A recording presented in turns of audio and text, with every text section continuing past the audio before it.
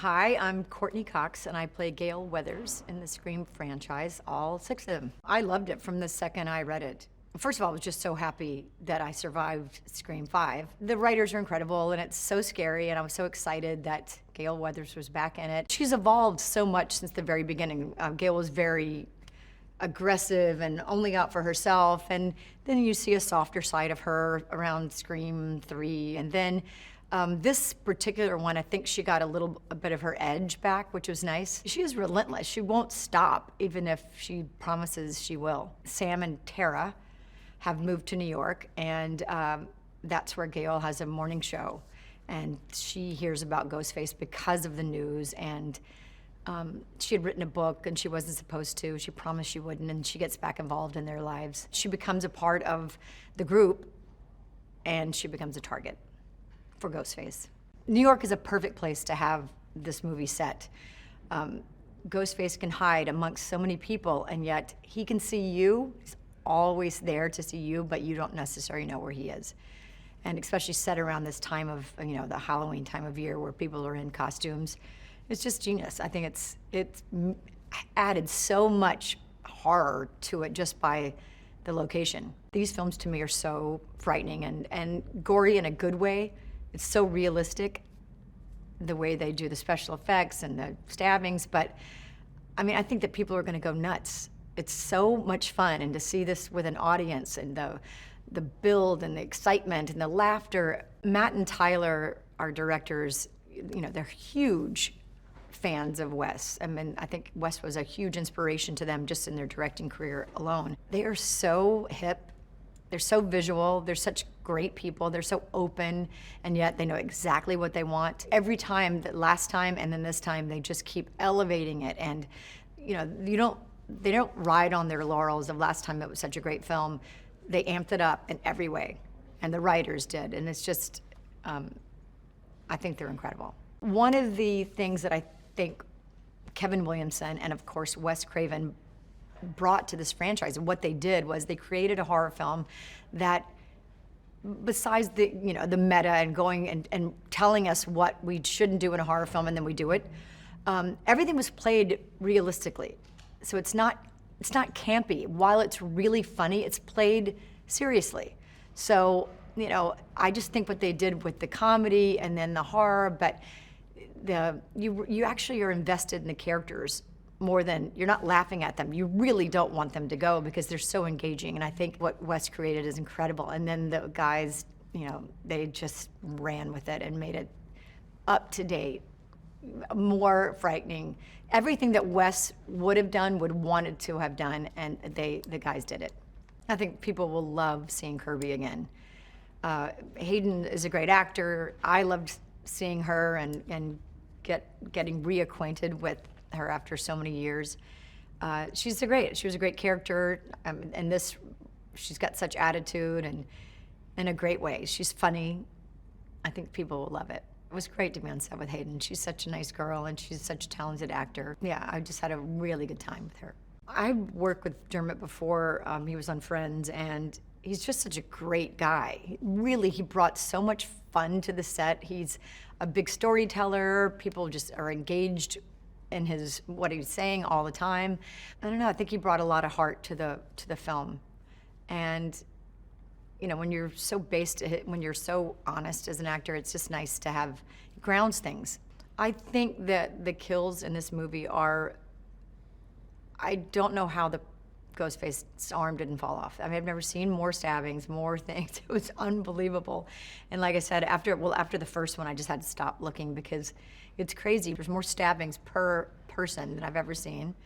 And they found some new places to get stabbed, to stab people. You have to make it bigger and better. Of course, people expect that. If you didn't, it would, you have to amp it up every time. And they accomplished that. They did a great job. The starting point for each of these characters, and all the returning actors, Melissa and Jenna and Mason and Jasmine, are incredible in terms of that. And they have a whole movie's worth of character that they build on in this one. So it's amazing to be a part of that. The directors, Matt and Tyler, really brought, why that works so well is because they brought even more truth of character to the roles.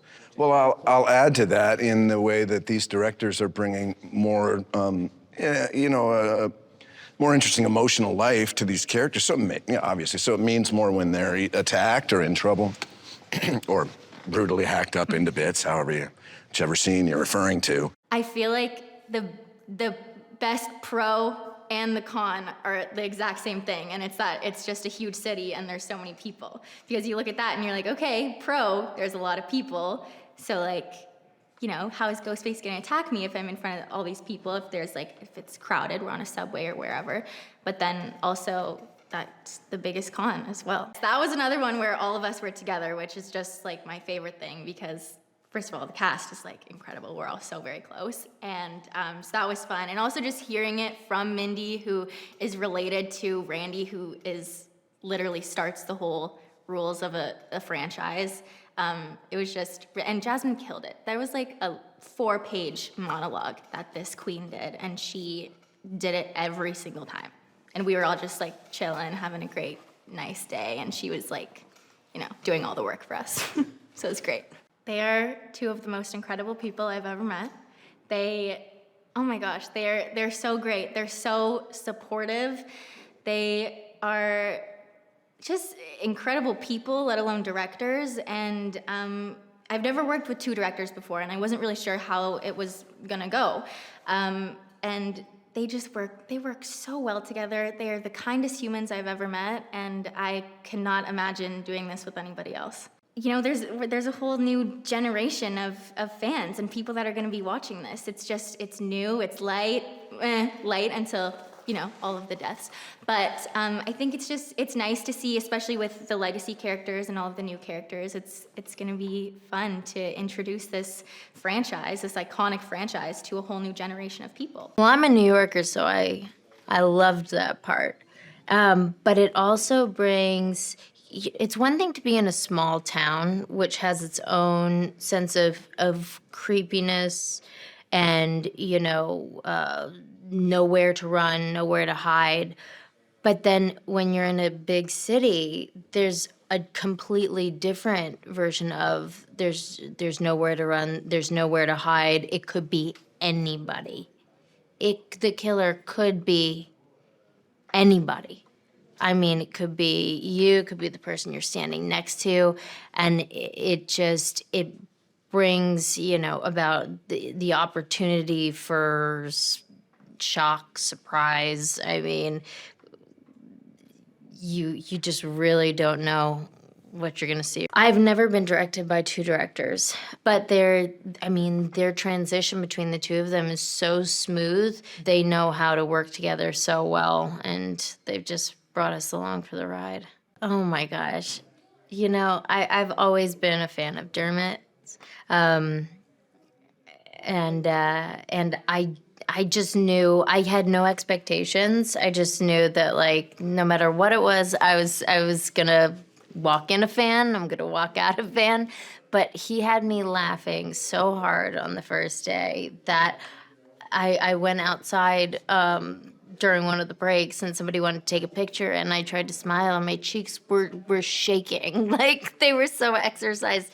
I haven't smiled that much in so long, but Dermot is such a multifaceted actor, human being, and he brings all of that to this character. Courtney's just so talented and funny and fun. She brings all of those elements to the character, so I can only imagine. I mean, she puts her whole self into it, so I'm sure it's gonna be badass. I said, hey, look, I really want to be a part of this. I will do anything. Send me the audition. And he's like, whoa, the script's not finished yet, but when it is, I'll send it to you. And I was like, okay.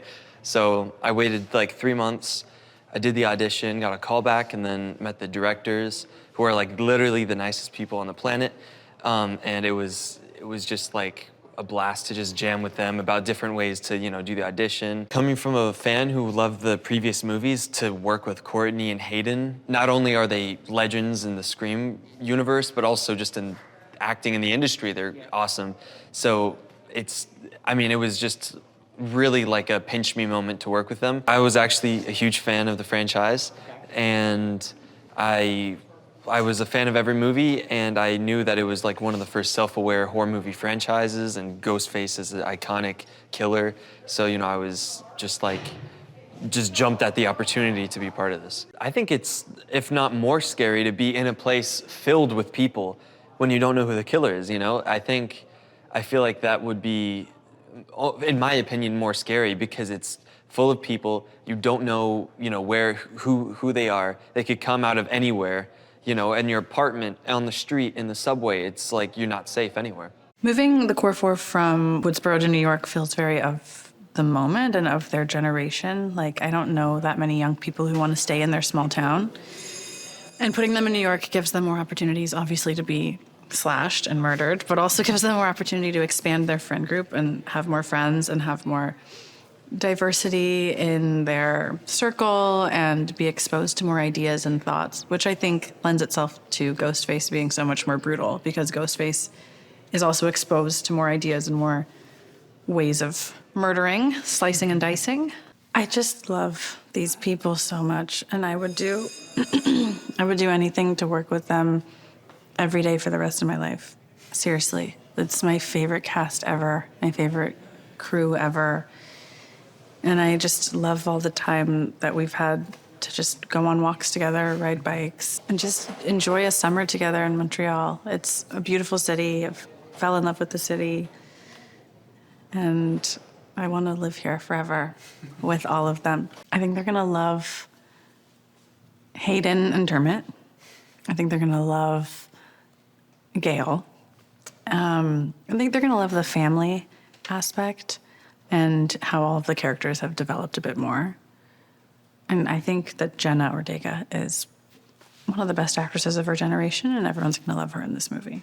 She is very intelligent, but says what she's feeling all of the time. And we get to see different levels of that in this movie, which I'm excited about. The last Scream that we did was probably the greatest time I've ever had on a set. Just truly the most wonderful, sweetest cast, crew. So I think that anytime you get to work with people that you love, you're very, very lucky. I feel very, very fortunate. But then two, it's I came into this job knowing it was just going to be a good time, and it wasn't going to feel like work, which is really, really cool. Matt and Tyler, the way that they operate sets, I think that people tend to like them a lot because they're pretty chill and they know what they want, and they don't make things more complicated than they need to be. What I think is really wonderful about the relationship between Tara and Sam in Scream 5 is, well, I view Tara as a very empathetic person. She's very loving and I think pretty forgiving. I think that the conversation that Sam and Tara has in the hospital is pretty rare for them, and I think that that's really it's really interesting of Tara, considering Sam left her for 5 years, and so they kind of start close and then they're at odds and then they're close together again because they've been bonded not only by their sisterhood but this traumatic experience that they've gone through together.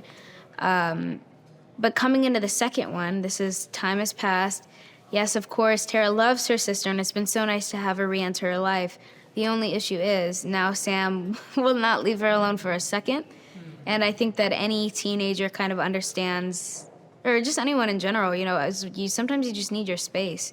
Sometimes you're just worn down, and Tara does not have that opportunity. So again, we're kind of going at each other's throats, but a bit more intensely than we were in the last one. The incredible thing about what they're doing with this story is, it's kind of insane. They've people of color as the leads, people of color who are surviving, an openly queer woman of color surviving and becoming this staple in the franchise. So important, not only for people watching, but then also just for accuracy of the time and making the film a bit more relatable. And Jasmine is one of the funniest people I know. The love I have for that woman is unbelievable. And she knows it, and I know it, but that's definitely one of the stronger relationships that I've built in my lifetime. I was a huge Kirby fan as well. I watch it, and I was one of those people. I didn't even know that it was a thing online or within the community that, oh, Kirby's still alive. I watch it, and I refuse to believe that she died. So that was pretty nice. There's a huge Mexican horror community. which is cool because then they get to see themselves, you know? That feeling, I feel like people don't understand, and guys here are so cool. You know, they took a chance, and I feel really, really lucky, and it also was very, very smart of them. I mean, what's not to dig about a horror movie, you know? You gotta shoot a couple of these in your lifetime. Running around, running through subway stations, running away from killers and getting to fight and getting to throw hands. And no, what attracted me about this, I didn't even read the script before I auditioned for this. I don't think any of us were allowed to. They were all secretive about it. But no, you knew the franchise and you knew what you were jumping into. Come on, man, it's exactly it. Like, for me, I have so much pride in shooting in New York. You know, the fact that we're repping New York City, we're shooting in the subway. Like, I just love the idea of Ghostface running through New York, you know? Like, oh, boy, that'd be scary as hell, that man running around.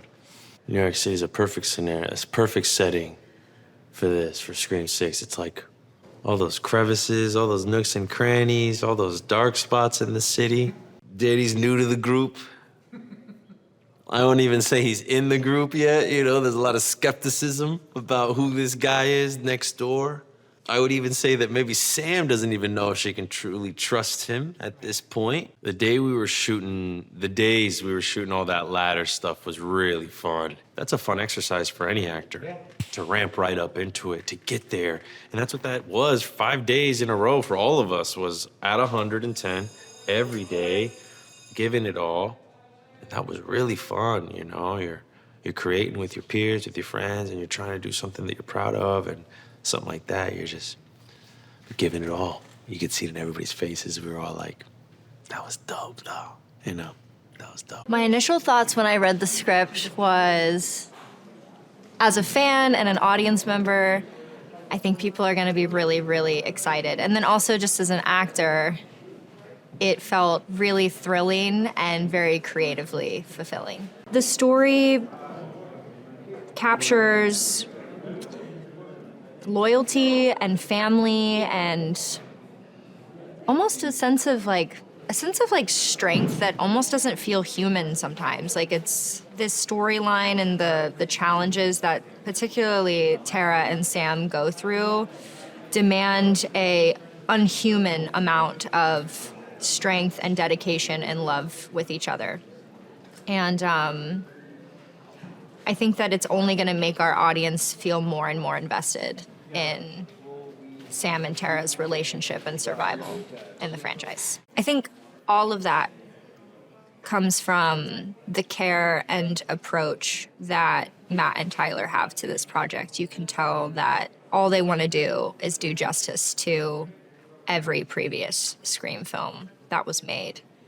And I think that's why this last film did so well, is because that did translate. That love and that care that Matt and Tyler have for what Wes created is so prevalent in their films. The process working with Matt and Tyler, it feels very supportive, very collaborative, very loving.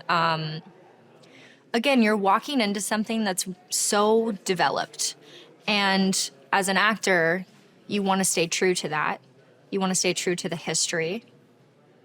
So you don't want to touch anything. You're nervous. Like, tell me where to go, tell me where to stand. I don't want to mess anything up. I want to blend seamlessly into what's already been created. But the way that they approach this is, no, we trust you. We vetted you, we put you through the ringer to get this job, and we trust you now. So give us your input. Let's work on this character. Let's build this character. And that's so special. And then also just on set, they make you feel like you have all the time in the world to nail your performance. So that pressure that's always there as an actor to really nail it, it just gets lifted just a little bit, because you know that they're gonna give you the time to get what you want and to get the product that you want. There's a lot of callbacks to the original. There's a lot of callbacks to every single film before this one. So if you're invested in the story that Scream has created, you will not be disappointed. It's the family dynamic between the four of them, is that should something like what happened in Woodsboro happen again, at least they have each other to sort of rely and support each other through. I'd say for Chad specifically, he's not entirely autonomous without the presence of his sister. So I think anywhere she goes, he's more than happy to follow. Couple that with the fact that he has a deep love for Tara and immense amount of admiration, respect, and love for Sam as well. It only made sense that he would make sure that he was present wherever they were. New York adds an element of agency and higher octane level of pace that vastly exceeds maybe the other films just by virtue of the lifeblood of what New York City is. It's a very fast-moving, very high-intense sort of locale that I think perfectly embodies like what the sixth installment of Scream is and should be. Jasmine is not only the older sister, despite the fact that we play twins, I'm talking now in personal relation, the older sister and maternal force in my life that when I'm away from my everyday atmosphere of like being home in LA, I look to her for both grounding as well as social tutelage and like what it's like to sort of be comfortable in groups of people that maybe I haven't spent a ton of time with. She's a safety net on and off set. She's always there to talk. She's a great cook, great singer. Jenna is constantly teaching me things every day, and I think it'd be an easy compliment to say she's one of the smartest, most intelligent, insightful, and overwhelmingly beautifully composed person I've ever met, both on and off camera, in a way that's just inspiring to be around. I have to imagine the overwhelming amount of excitement and exuberance directed entirely to having Kirby make an appearance you have to want to appeal and excite fans enough to not only consider but actually follow through in bringing back a questionably faded character like Kirby, because I think it was obviously ambiguous for a reason. We brought in Kirby only, to me, speaks to how dedicated this movie, this production, Radio Silence, Six Cream in general is to making sure that the fans have a good time. Matt and Tyler make it fun to be an artist. I think moreover than working with them deliberately on set, it's the moments even leading up to filming where I felt like I could ask them anything about the script, about their process, about what we were maybe to expect when we got to Montreal, that allow me to feel safe and comfortable collaborating once we actually get here. They are absolutely artist first, and they make sure that the process is both understandable, and I could speak highly about them for hours, but whatever instruction they give you on set or whatever direction that they have for you, it's always moving the needle forward. I'm always feeling like I'm getting better and I'm closer to Chad every time I speak to them, so for what it's worth, I think they're great at their jobs. The one analogy we always use that if Scream 5 was the greatest hits, this one is the punk rock B-side of the Scream franchise. And I think we did that, and we brought some action to it and really ramped up the intensity of what's going on within the movie. And I think that's going to make the movie more fun, make the city more prevalent, make you feel like you're in a different place and watching a different Scream, but still getting a genuine Scream movie. One of the things that was so interesting to us is that we all got really excited about New York. The things that we get excited about as movie lovers when we hear something is in New York. It's got an energy that you just love seeing in movies. And I think one of the things that we did is we wanted to make this a movie that is about people living their lives in New York, not New York. Not the tourist version. Yeah, so we were like, this isn't about going to the Statue of Liberty and Empire State Building. This is about people living their lives in a giant city where there's millions of people. And how does that energy affect it, especially in contrast to a small, sleepy suburb like Woodsboro? So I think for us, it was really the excitement of how do we take the energy that we get when we read the script, the energy that we want to put into this movie, and the energy you get just from New York, period, and instill that all into one exciting story. I think there's just a relentlessness and a kind of rawness and a sort of up all night thing, that we always gravitate towards. We love survive the night movies. We love movies that just kind of start, go, go, go, and then when it's over, you kind of exhale and take a deep breath. And that was something that us, Guy, Jamie, William, Paul, we all wanted to like go into this with. There's no off ramps. There's no slowdowns. It's really, it's just it's. I hate calling movies a ride, but it's a ride. It's you get on and hopefully you really love the characters, and that's what kind of pushes you through it. But I will say the set pieces in this one are the most fun we've had doing set pieces. Like this was a new level for us. I think that this movie finds the four survivors. It takes place shortly after the events of Scream 5, and it finds all of them, I think, struggling to deal with, and in their own unique ways, the events of the last movie. And we loved the idea that that this story was set right on the heels of the previous one, so that we could really explore how each of these characters is navigating or not navigating, refusing to navigate the experience that they had in the past. And it finds them all in a big city, hopefully, surrounded by an energy that will help them move on and deal with all they have to deal with. And of course, Ghostface enters the picture. They realize that, even in a city of millions, they can't run and hide from this thing that's coming for them. Going from Woodsboro to New York, sometimes, even though Woodsboro is this sleepy, idyllic town where you could be isolated and alone in the woods or on the outskirts of town even, New York, sometimes when you're new to a city like that, you feel alone, even though you're surrounded by millions of people.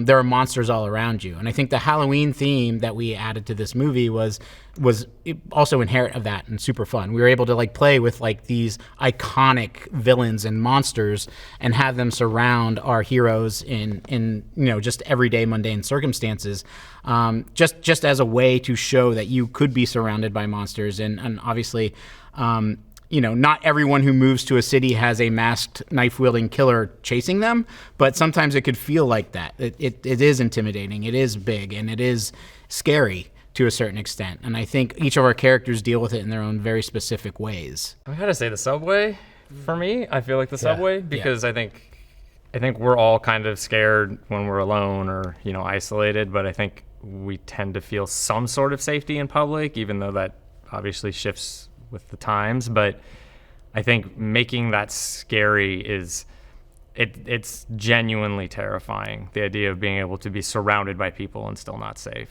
which I think, unfortunately resonates. And there's just something there that I think that this movie kind of gets into a little bit that's it's a very contemporary fear in a lot of ways. In this one, the core four was that kind of ingredient for us, where it was like, cool, this really gets to be about these characters, their relationship, how they're dealing with the past, how they're working together to get through this current ordeal. And, just to say it, the actors who play the core four have become really close friends of ours. And so watching that relationship between them and with all of us together kind of evolve over the course of both movies is something just really special that I don't think we were expecting, and that I think you feel when you're watching the movie. We're just so excited for it to be released, honestly. I think that we have a feeling and energy around this one. I think some of it is just the pace that it's all happened in. It's very fast. But I think we really love and are so proud of how it turned out and the work that everybody has done. It feels like it's something really special at work in it. We can't wait to share it with everybody. Oh my God, it's been so fun to be back. It's been chaotic because of COVID, but other than that, it's been a blast. And it's felt, just everything feels bigger. It feels like a bigger movie in every sense. And it's cool to be back with the family. She's such a cool character. I was given such a gift coming into this franchise in that way, It's always a gift to be able to join something that you grew up watching. I was a fan of Scream, and I grew up watching the movies and admiring these actors, and then being able to step in and act alongside them is surreal, but then also having a little part of this story and coming in with a character that is related to one of the OGs is insane. It's incredible. And she's also final girl, And so I enjoy that. I enjoy that darkness, and I enjoy getting to play such a complex character that divides people. Some people are really into her, and some people are like unsure because they don't know what's gonna happen with her. They don't know if they like her. They don't know if she's gonna turn. Like, it's all of these things that I personally enjoy. You know, in the script, Sam is written so well, and she has a whole backstory because there's 25 years of movies that she can draw from, and of history of the fandom and how this franchise has grown that belongs to her, that is in her in some way, because her father was the origins of it all. So in a way that gives her a lot of weight, that gives her a lot of like a heavy burden to carry, which already makes her different, like from the start. Most final girls are quote unquote good girls, and Sam is not. Ghostface always finds a way. In New York, in the chaotic and like bustling city of New York, danger is around every corner. And so I think it makes it that much more suspenseful, because everywhere that they go, at every corner, and in the subway, on the streets, in parks, wherever they are, there's a lot of people, and like anyone can be Ghostface. That's what keeps people coming back to this franchise, that it's always someone different. So it just the city feels more dangerous, I think. Oh my God, she's so great. Hayden is just incredible, and it's really mind-blowing to watch her like turn back into Kirby, and knowing her personally, how she's so different. She's just so good, and it was so fun to have her around, and for her to tell us stories of her experience shooting the fourth one, and her being so excited to come back, and such a sweetheart. And you know, Kirby comes back as a fan favorite. Like, Kirby's back because fans love her character. And she gets to like play this, is she, isn't she, like, is she on their side or is she not?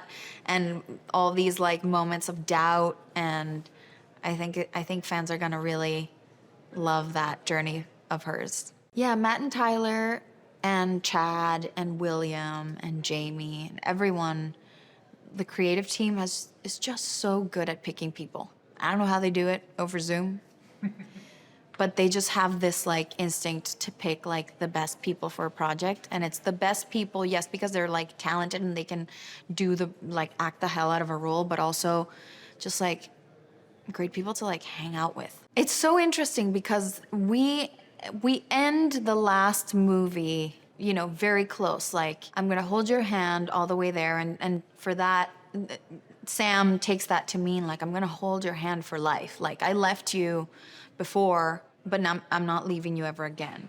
And we come in this movie, and they're like sisters, like regular sisters that fight all the time and that are sick of each other, but like Sam is the overprotective one that is taking her job like way too seriously. And Tara is this girl in college that just wants independence and doesn't want her sister hanging around and like watching her every move. So there's more friction, and Tara also has her little like journey of being in denial and not wanting to deal with that, and choosing to like just move on with her life and not even think about what happened ever again. And Sam is trying to get her to deal with it so that they can heal together. And by the end, they're on the same page. They're like, we have to deal with this. We're gonna do this together, and we're gonna move forward. It's so funny because Matt and Tyler are not like removed like sometimes directors are. They're like fully part of the group. We hang out all the time. I don't know if it's because it's two of them that they feel like more organized and we can like actually hang out and go out and have dinner. But they're also just like the coolest people, and I think they cherish the time that we have together and that we spend together. And they're friends. You know, it just feels like we're making a movie with friends. This is not your normal Scream. Ghostface is going to be the pinnacle of sort of how crazy you can get. But without changing the core DNA of Scream, which is the fun. So the only way to do that, I think, from our perspective, was to go more action so that the horror and the scares were still there, and we didn't change the fun of it. And if you approach it from an action standpoint, I think the city just lends itself to that kind of energy. So we just took advantage of it. One of the great things about this movie is that you're never taking your foot off the gas on this movie. And this movie, and I think, you start to see it in some of the materials that are out there right now, it is a full ride, but you still have the DNA of what a Scream movie is, just bigger and different. And it's, from the production side to the shooting side, they captured that so well in this one. Each of them are remarkably special in their own way. All for the base level that you just have to understand is the raw, pure talent. They're each unbelievably talented craftsmen and women in acting. But from there is a personality that we look back and go, wow, did we get lucky? That we all just like each other. It comes off on screen that they all like each other. So the idea that they are the core four now, I think, was in the DNA of how much time we spent together on the first one. It was so much fun to bring Kirby back. The fans are going to be so excited how we use her and how she integrates into this storyline. Courtney is just remarkable. I mean, she shows up, she puts the work in, she's unbelievably dedicated. And this level of celebrity that follows her obviously is remarkable, in the things she's done. But the fact that she shows up and after this many years of being in this franchise and just really sets a great tone of what legacy is. And she knows that character. Like the back of her hand, she knows that character. And she does such a good job performing it. And she's fun. I mean, she's amazing. She's crazy talented. And all of the new cast just love her. And she has been unbelievably accepting of us and the new cast. I loved all our sets. I mean, look, the subway is unbelievable, right? And I think, it's interesting when you look at what she was able to do, not only with that set, but some of the other set pieces, they become characters in the movie, right? It's not just a backdrop where things are happening. It's a very interactive, realistic place where you look around and you go, wow, this could actually happen here. And it creates its own sense of, a fear in some of these scenes. I'm a child of 80s movies where it's all popcorn and fun, and I think the fact that you leave the theater having had such a great experience and had so much fun, it's really rewarding for the entire experience to deliver.